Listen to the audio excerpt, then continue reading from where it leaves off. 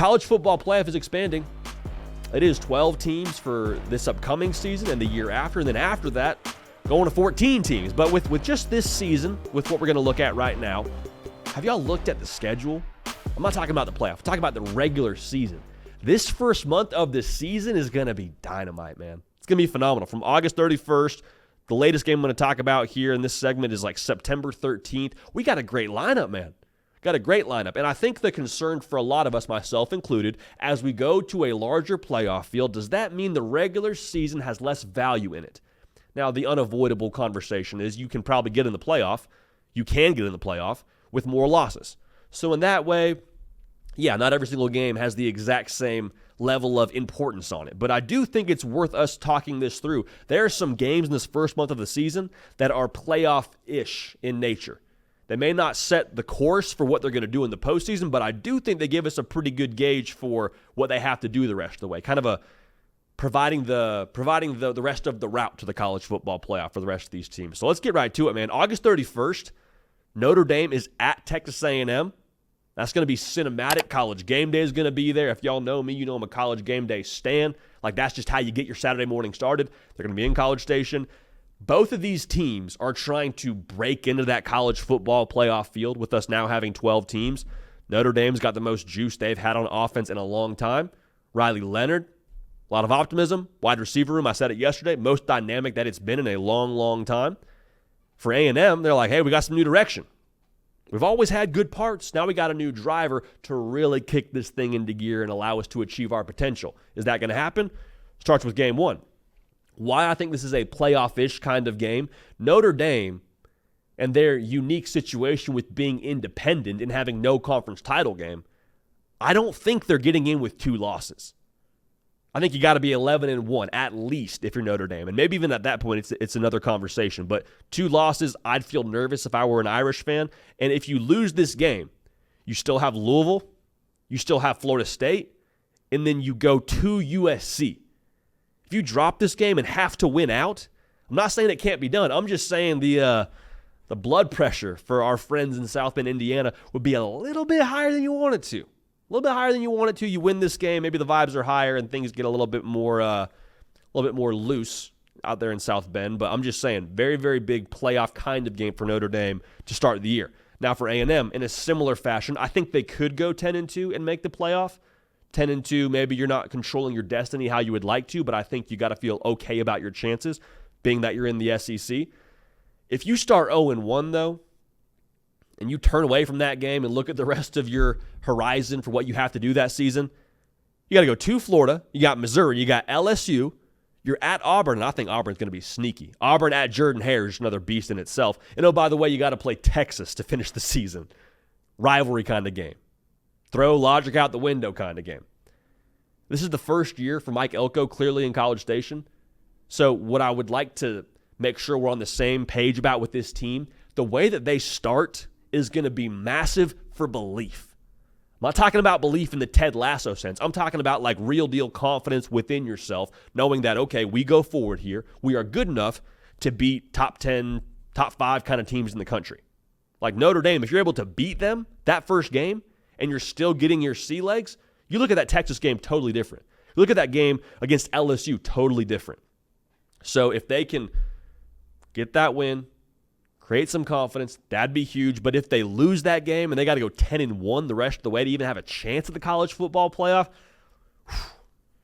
a Texags message board will be intense, to say the least. It'll be intense.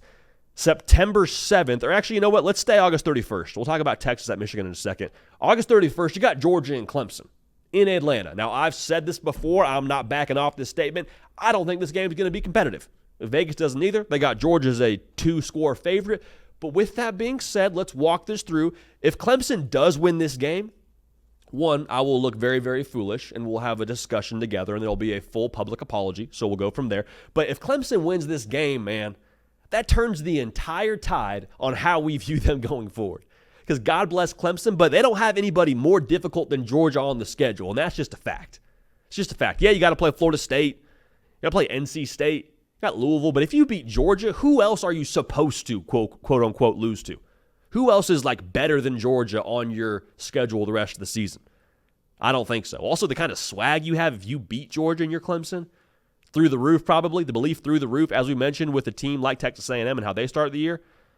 If you lose to Georgia, though, again, going back to that 10-2 label, kind of getting into the college football playoff, I think that's what a team like Clemson would need at the very least. Playing those teams like I just mentioned and having to go undefeated, especially that game at Florida State, not the way you want to live.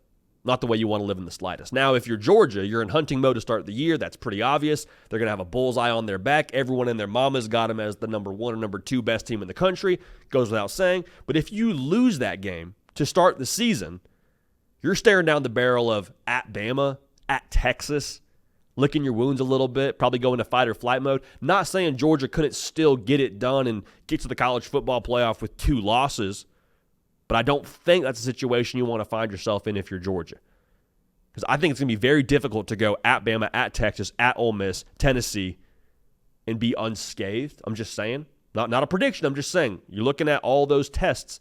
Depending on how those teams shape up during the course of the season, they've got some roster talent to make it a very, very interesting game against the Dogs. But if you win, clearly you set a good course. Still keep those 2 mulligans in your back pocket. Very, very much so a playoff-ish kind of game, I think, for both teams. Maybe not the playoff game, like lose or go home, but definitely makes it a steep climb for all involved if they end up losing. Now, let's go to September 7th, as I just mentioned a second ago. Texas at Michigan. Week 2, baby. Big noon. Big noon gets some shade because I think it's not the prime time, like night kind of game. I love big noon. I think especially when it's at a Big Ten campus, it just feels right to me. Just feels like it's kind of like their version of prime time, if you will. Regardless, Texas at Michigan. Michigan is trying to plant the flag for this new squad. It's been well documented. 128th in returning production are the Wolverines. New head coach, new quarterback, new coordinators. A lot of new at Michigan. But you go out and beat Texas, who's going to start the year within the top 5. That could be the equivalent for Michigan of what Texas did last year at Alabama. Get them some juice. Get them some confidence. View yourself a different way when you look in the mirror. View yourself a different way when you're going through practice. Create some real belief for some guys that are going to be contributing in a very meaningful way for the first time throughout their college career. Now, for Texas, they feel like they should have been in the national title game last year. They feel like they should have played Michigan for the whole deal last season. This is their chance to make a statement. New team for sure, but their chance to go make a statement their first year with a new conference, go to the Big Ten as an SEC member, and go represent their conference the way they'd like to. Why it's a playoff-ish kind of game? Again, outside of Notre Dame, I think 10-2 is going to at least put you in that conversation to be in the college football playoff. Texas losing that game, they have to go and only lose one of the following: Oklahoma, Georgia, Florida, Kentucky at A&M. That game against Georgia in itself, I think, is enough to make sure you need to get this game if you're Texas. Michigan, same deal. They have to go and play. They play USC, they play Oregon, they play Ohio State. They're at Ohio State to finish the season.